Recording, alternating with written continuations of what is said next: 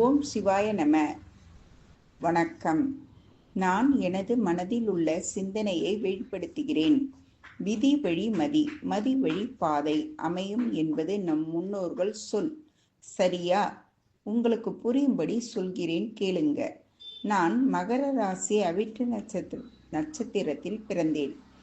அவிட்டம் 2ஆம் பாதத்தில் பிறந்ததால் முதல் திசையான செவ்வாய் திசையை கடந்து அடுத்து சதய நட்சத்திரத்தின் அதிபதியான ராகு திசையை 18 வருடமும், அடுத்து புரட்டாதி நட்சத்திரத்தின் அதிபதியான குரு திசையை 16 வருடமும், உத்திராடதி நட்சத்திரத்தின் அதிபதியான சனி திசையை இப்போது நான் கடந்து கொண்டு இருக்கிறேன். நான் பிறந்த அவிட்டம் 2ஆம் பாதம் செவ்வாய் திசையை மகரத்தில் தொடங்கி அவிட்டம் 3, 4 பாதம்